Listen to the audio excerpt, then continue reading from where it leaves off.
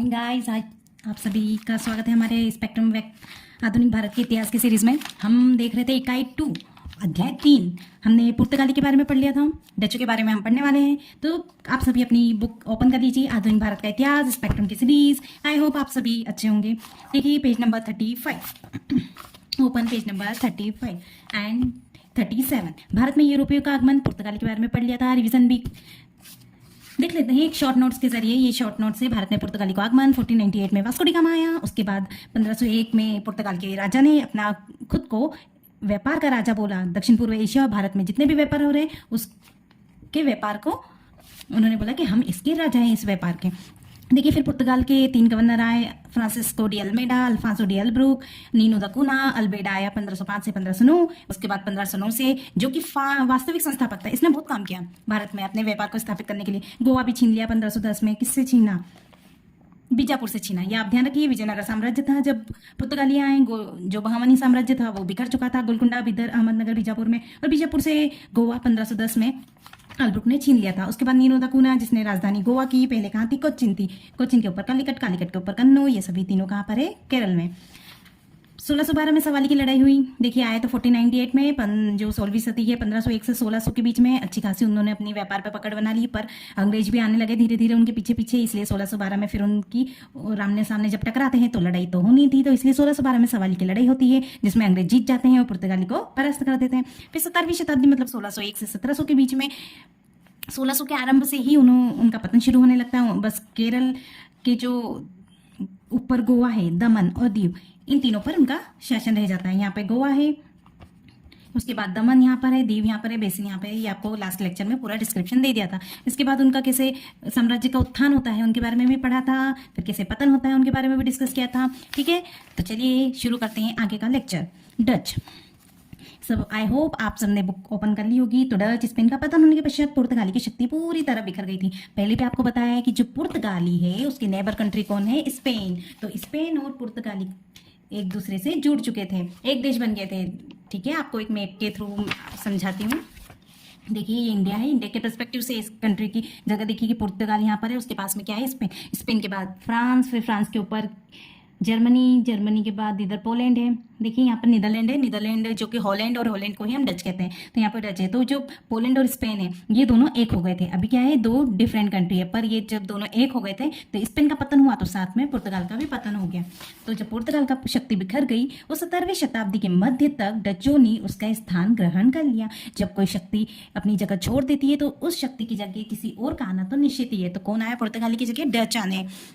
16वीं सदी से ही डच अपनी वाणिज्यिक और नौसैनिक शक्ति को बढ़ा रहे थे। उन्हें पता था कि व्यापार करना है इतनी सुदूर पूर्व भारत और दक्षिण पूर्व एशिया पे, तो हमारी नौसैनिक शक्ति साथ में ही वाणिज्य शक्ति दोनों को बनाना बहुत ही जरूरी है। वे पुर्तगालियों द्वारा लाए गए पूरब के सामान को लिस्बन से एंटवर्प पहुंचाया करते थे।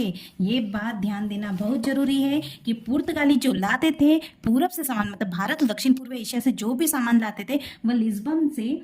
देखो लिस्बन क्या है? पोर्तुगल की राजधानी। किसकी है? पुर्तगाल की राजधानी। और जो एंटवर्प है वो किसकी राजधानी है?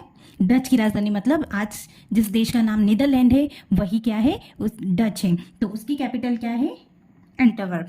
तो जब पुर्तगाली शक्तिशाली हुआ करते थे तो वो भारत से सामान लाए और अपने देश लिस्बन में ले गए। लिस्बन से फिर वो वहाँ अन्य यूरोपीय देश जिसमें कि नीदरलैंड यानी कि डच भी आता है, वहाँ तक सामान जाता था। I hope you understand.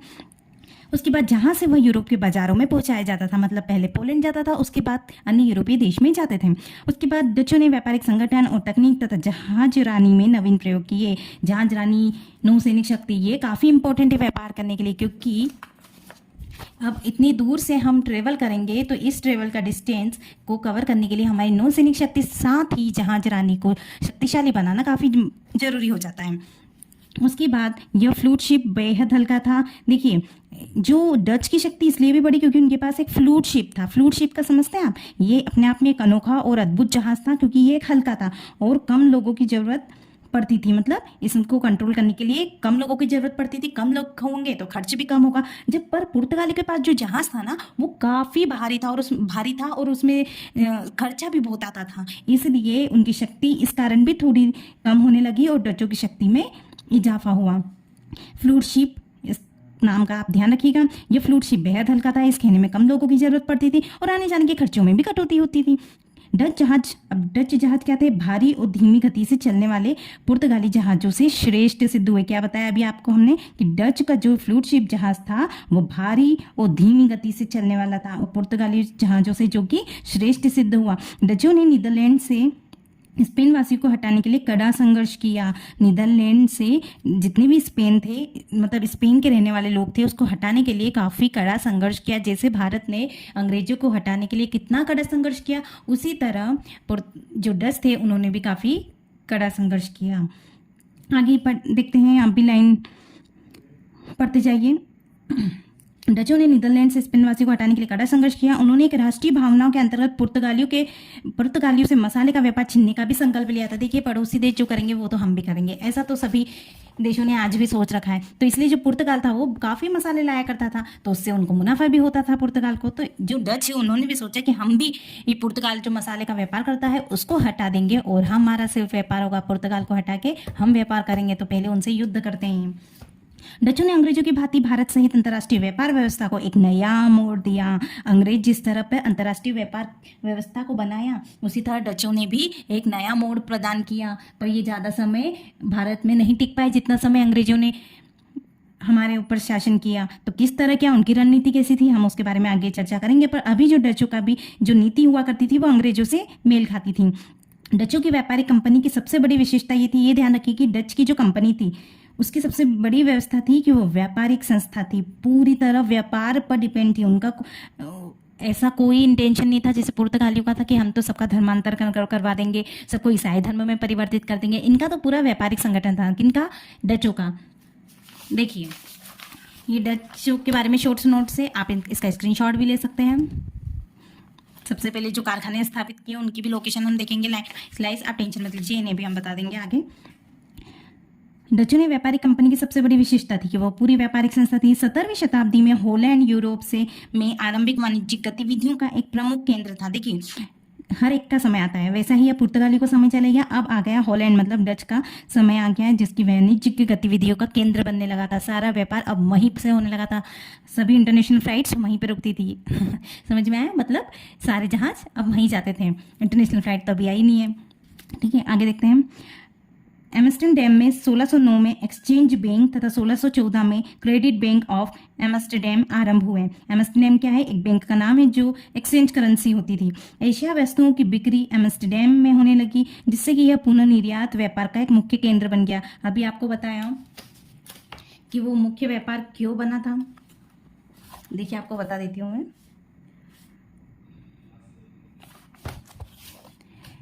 Lisbon पहले एक मुख्य केंद्र हुआ करता था जो पुर्तगाली को है। ठीक है,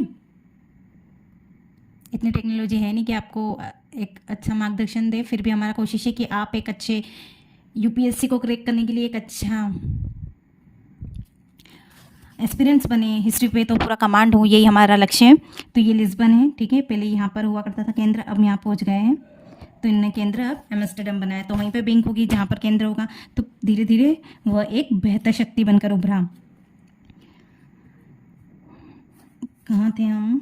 ठीक है, एशियाई वस्तु का व्यापार द्वारा अधिक मुनाफा कमाने की महत्वाकांक्षा ने डचों को हिंद महासागरीय एवं एशियाई क्षेत्र की ओर प्रवृत्त किया। सभी को प्रवृत्त किया, जो भी आना चाहते थे दक्षिण पूर्व एशिया, वो तो हम आग बंद करके कह सकते हैं कि ये तो मुनाफा कमाने आए हैं, कोई भी अपनी दया भाव दिखाने नहीं आया है। तो इसलिए ये भी जो पुर्तगाल के बाद डच आए हैं वह भी एशियाई क्षेत्रों की तरफ क्यों प्रवृत्त हुए? क्योंकि उन्होंने जो मुनाफा पुर्तगालियों द्वारा कमाया गया था उन्हें भी वो मुनाफा चाहिए था। इसीलिए आगे बढ़ते हैं। डच ईस्ट इंडिया कंपनी एक वाणिज्य उद्यम था जिसने डचों को पूरब की यात्रा करने के लिए प्रवृत्त किया। कार्नेलिस डी हाउंटमैन पहला डच था। ये आपको ध्यान रखना है कि कार्नेलिस डी हाउंटमैन वह पहला डच था जो 1596 में सुमात्रा और बताम पहुंचा। देखिए, सबसे पहले वो भारत नहीं पहुंचा था। कौन?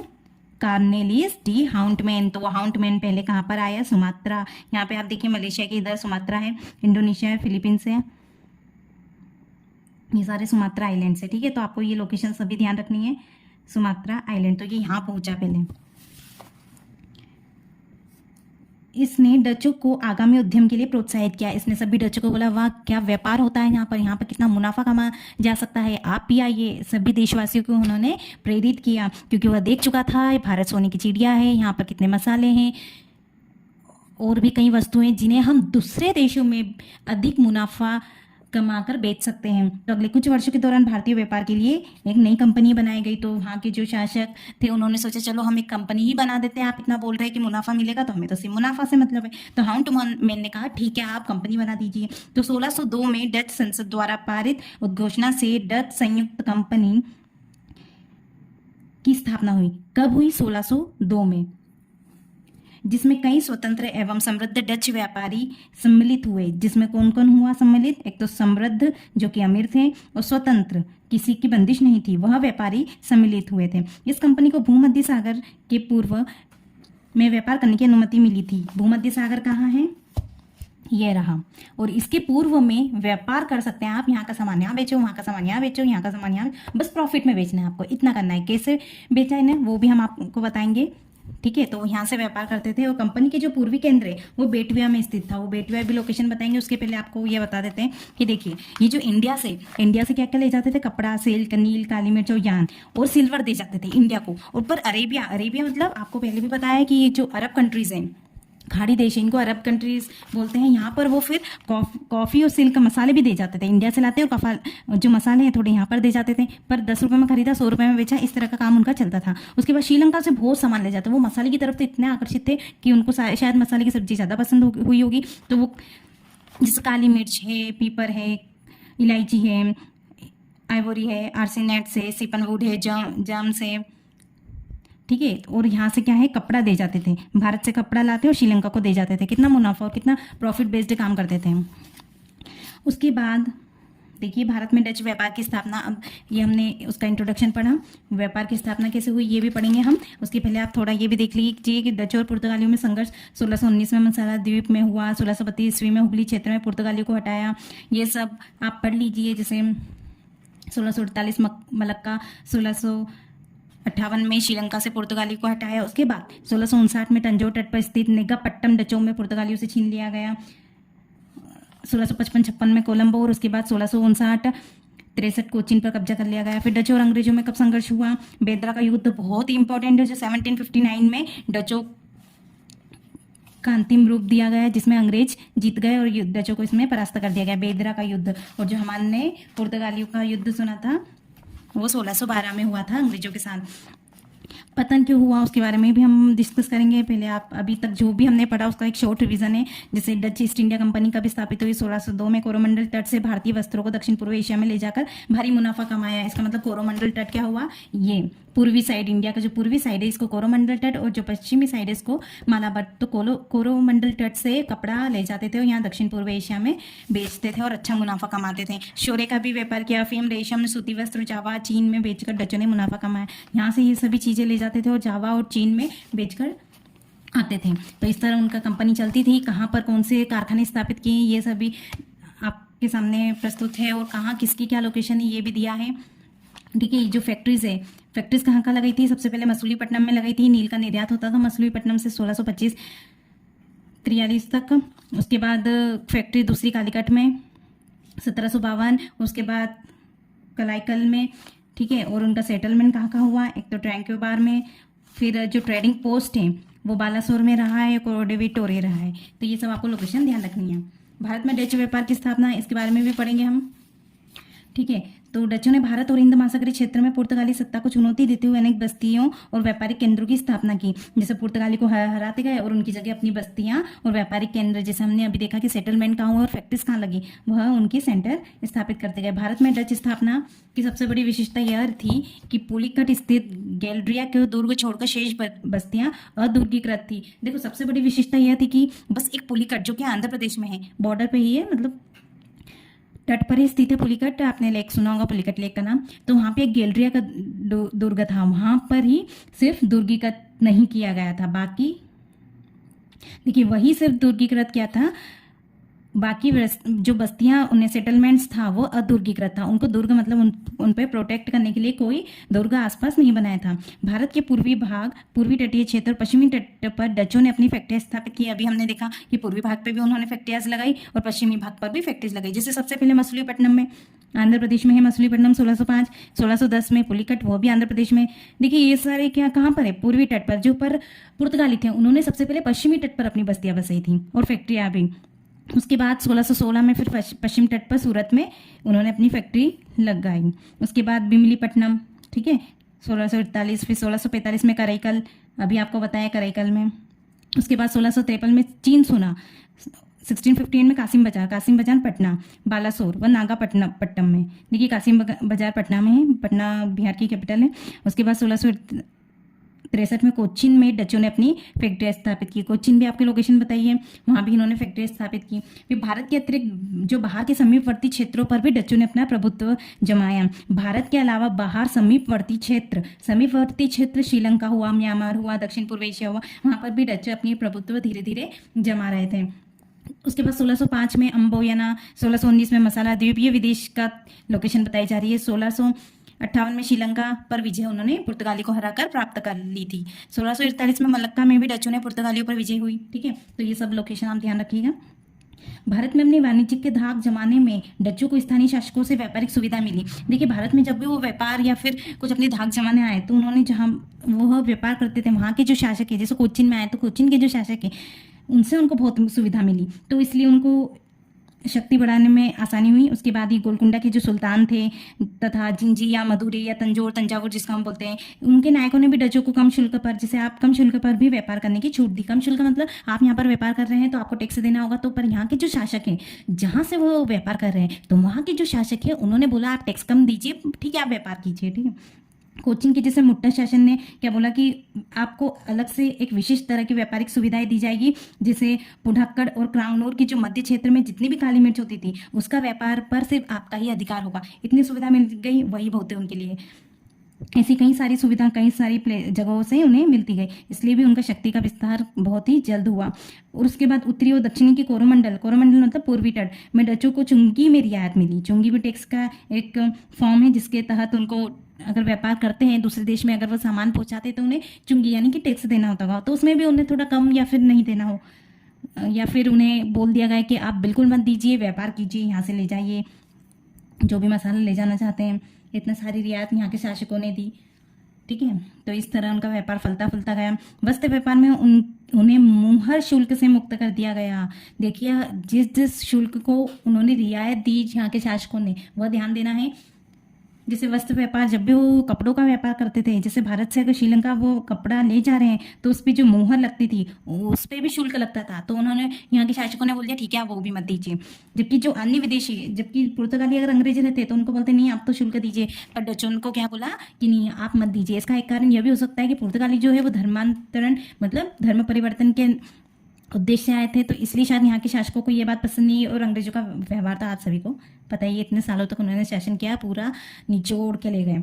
ठीक है, उसके बाद डचों की जो व्यापारिक संस्था वो एक नवीन प्रकार की संस्था थी और इस प्रयोग से डचों को पुर्तगालियों की व्यापारिक सत्ता को तोड़ने में मदद मिली। तो जो डच थे उनको सबसे ज़्यादा मदद इस कंपनी से मिली जिसका नाम वॉक हम शॉर्ट फॉर्म में पढ़ लेते हैं, जिसमें उनको बहुत सारी सुविधाएं दी जाती थी उनके देश की तरफ से। डचों की जो केंद्रीय व्यवस्था थी वहाँ पे जो देश है उनकी जो शासक है या जो प्रेसिडेंट हुआ करता था उनसे बहुत ही इनको मदद मिली, जिससे पुर्तगाली का जो व्यापारिक सत्ता चल रहा था उसको तोड़ सकें।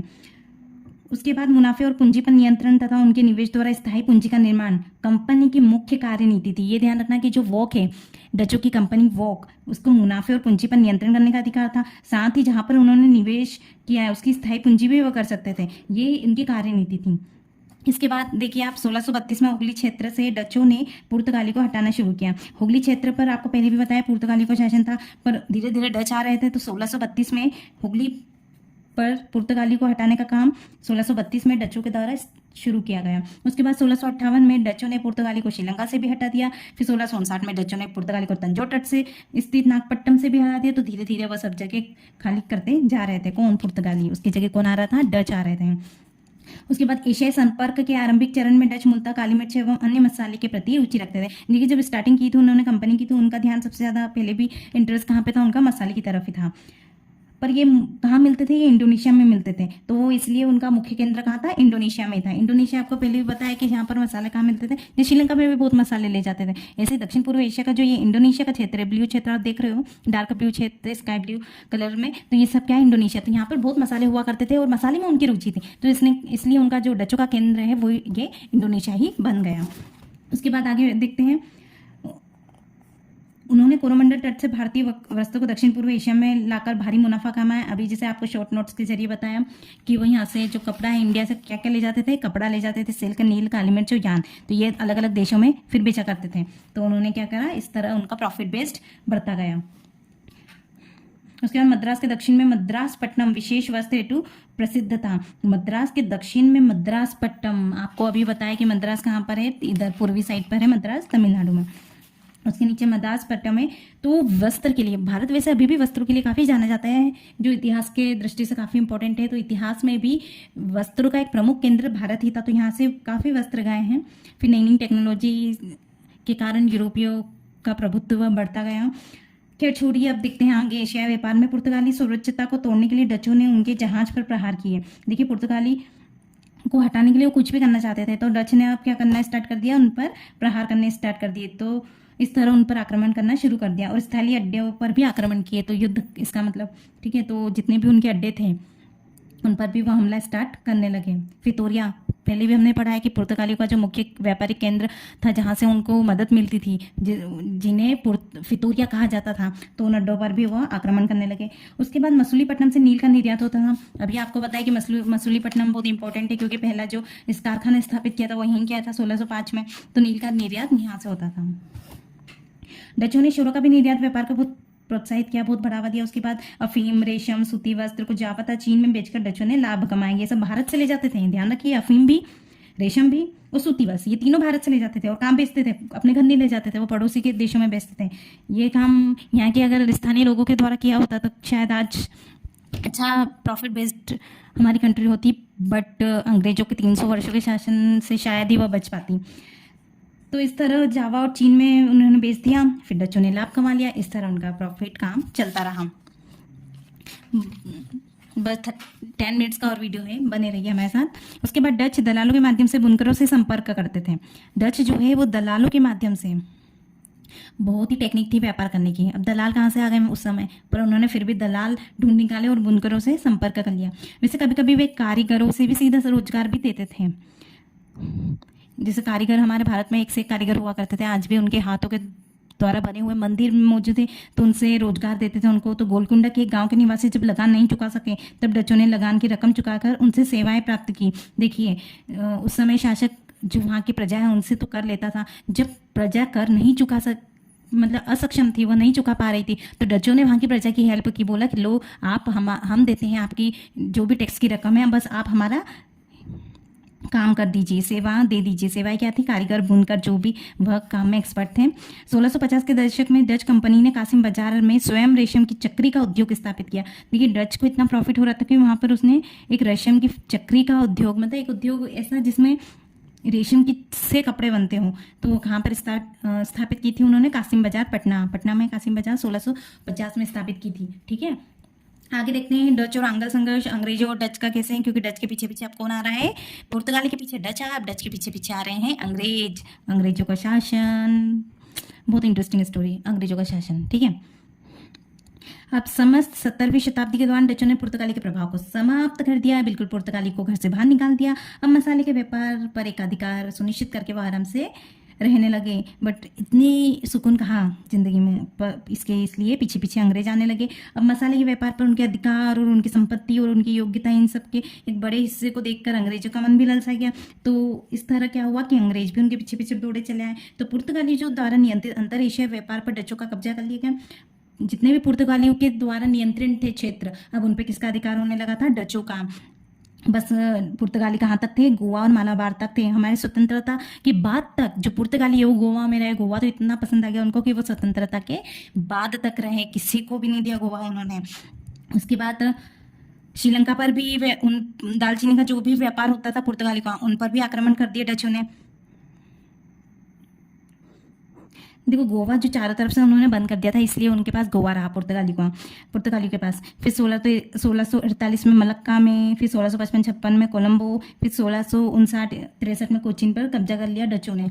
इसके साथ ही डचों ने क्या किया कि पुर्तगाली का पूरा जितना भी सम्मान था, वर्चस्व था, प्रभुत्व था, रेपुटेशन थी, उसको पूरा खराब कर दिया और समाप्त कर दिया। पर अंग्रेज जो थे उनका एक प्रतिद्वंदी डचों ने तो पुर्तगाली को कमजोर समझकर उनको घर से बाहर निकाल दिया, पर अंग्रेजों से लड़ना इतना आसान नहीं, इसलिए उन्होंने क्या किया, अब आगे देखते हैं क्या किया। 17वीं शताब्दी के मध्य में भारत और हिंद महासागरीय क्षेत्र में प्रभुत्व की स्थापना के लिए डच और अंग्रेज का संघर्ष प्रारंभ हुआ। अब अंग्रेज भी चाहते थे कि हम भी अब व्यापार करेंगे, हमारा भी एक अधिकार से डचों को भी हटाओ, इसलिए उन दोनों के बीच में अब लड़ाई स्टार्ट होने लगी। इसलिए यूरोप में, ध्यान रखिएगा, यूरोप में 3 युद्ध हुए, किनके बीच में, डच के बीच में और अंग्रेजों के बीच में। तो इसको हम बोलते हैं आंग्ल डच युद्ध। पर इनमें ये बात ध्यान देना है कि जो हीरो है वो तो हीरो ही है, इसलिए अंग्रेज विजय हो गए तीनों युद्ध में। 1717 में जब अंग्रेजों को मुगल व्यापारिक फरमान मिलने पर डच शक्ति पिछड़ने लगी। अब अंग्रेजों को फरमान मिलने लगे थे, सब अंग्रेजों को प्रोत्साहन दे रहे थे, इसलिए डच अब धीरे धीरे कम होते गए थे। तीसरा आंग्ल डच युद्ध कब हुआ, 1672 से 74 के बीच में। देखिए जो तीनों युद्ध हुए वो 1601 से 1700 के मध्य हुए, वो भी यूरोप में।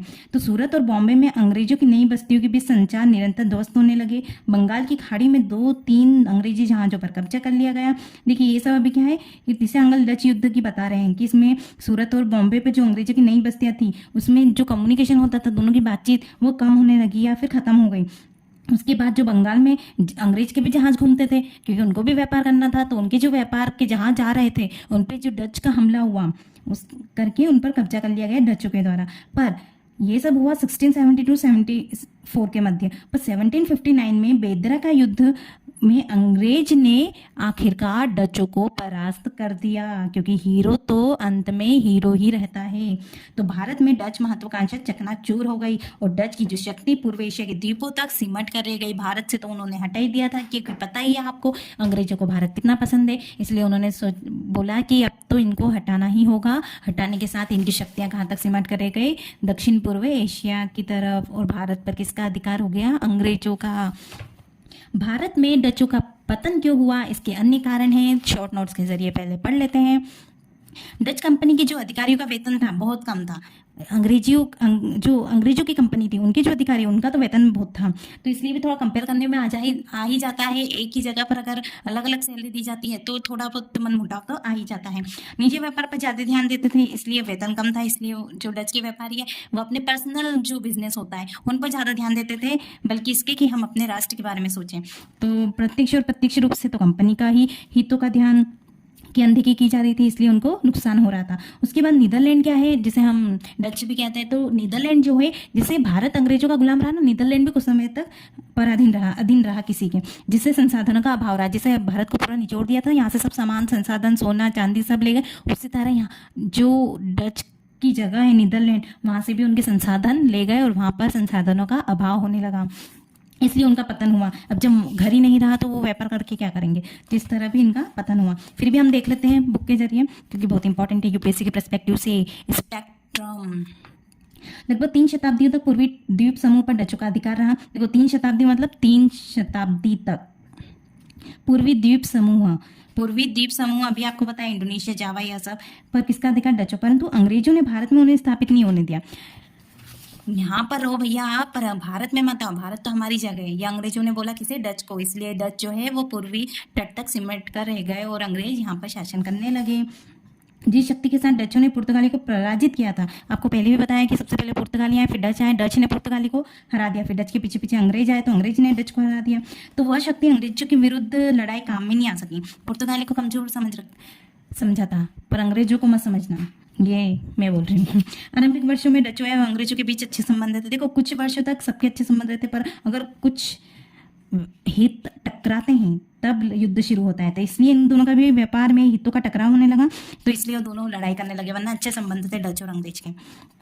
बाद की व्यापारिक प्रतिद्वंदिता के कारण भी एक दूसरे के शत्रु बन गए। कौन ज्यादा मुनाफा कमाएगा, कौन ज्यादा ले जा रहा है, कौन कम ले जा रहा है, ये सब क्या है कि उनके मनमुटाव के कारण युद्ध स्टार्ट मतलब उनकी व्यापारिक प्रतिद्वंद्विता दुश्मनी बढ़ने लगी। आरंभ में क्या हुआ कि डचों ने कुछ हद तक तो अंग्रेजों का मुकाबला किया, पर आखिरकार अंग्रेजों ने उन्होंने दबा ही दिया कि आप तो चुपचाप बैठिए, अब हम ही रहे यहाँ के राजा, ये अंग्रेजों ने कहा।